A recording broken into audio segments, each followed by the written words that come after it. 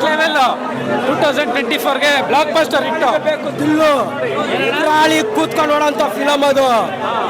Seat ಮೇಲೆ ಕೂತ್ಕೊಂಡು ನೋಡೋಕ್ಕೂ ದಮ್ಮಿರಬೇಕು. ನಮ್ಮ ಪಾರ್ವಾಳ ವಂಶ ಯಾವತ್ತು ತಿಂಗಳ ಹಂಗೆ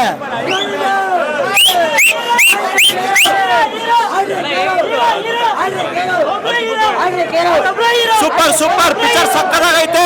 ಶಿವಣ್ಣ ಮಚ್ಚಿಡ್ದವ್ರೆ, ಎಲ್ರಿಗೂ ಉಚ್ಚರಿಸ್ತಾರೆ. ಬರೀತಿರೋಗಲ್ಲ 100 ಡೇಸ್ ಸುಡುತ್ತೆ. ಅದು ಕಿರಣ್ ಡಾಕ್ಟರ್ ಸಿರಾಜ್ ಕುಮಾರ್ಗೆ ತುಂಬಾ ಚೆನ್ನಾಗಿ ಮಾಡಿದ್ದಾರೆ ಸಿನಿಮಾ. ಈ ಸೀನಲ್ಲಿ ಗೂಸ್ಬಂಪ್ಸ್ ಬರುತ್ತೆ. ಶಿವಣ್ಣನಿಗೆ ಒಂದು ದೊಡ್ಡ ಕಂಬ್ಯಾಕ್ ಮೂವಿ. ಆದಷ್ಟು ಬೇಗ ಇದು ಇನ್ನೂ ಥಿಯೇಟರ್ ಇನ್ಕ್ರೀಸ್ ಆಗಬೇಕು.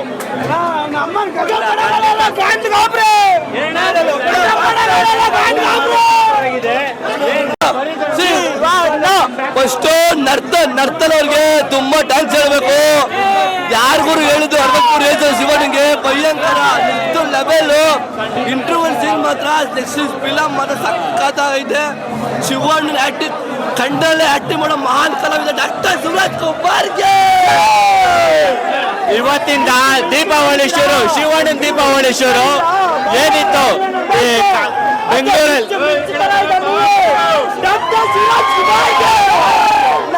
ಬೆಂಗಳೂರಲ್ಲಿ ಬೇರೆ ಸ್ಟೇಟ್ ಇಂದ ಬಂದು ಇಲ್ಲೆಲ್ಲ ಕೊಂಡಾಡ್ತಿದ್ರು.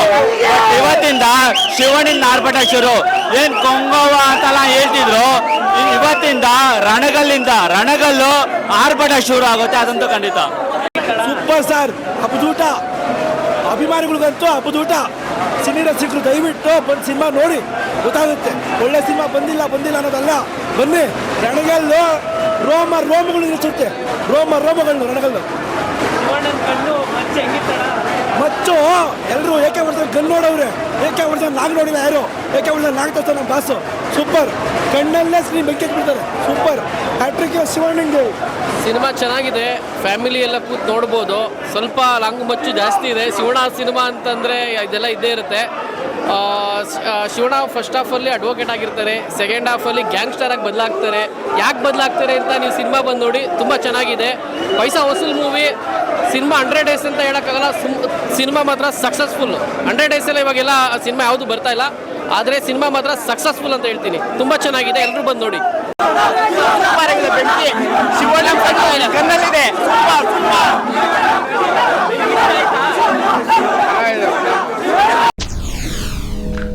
SSTV ಸಿನಿಮಾ ಜಗತ್ತಿನ ಕ್ಷಣ ಕ್ಷಣದ ಸುದ್ದಿಯೊಂದಿಗೆ.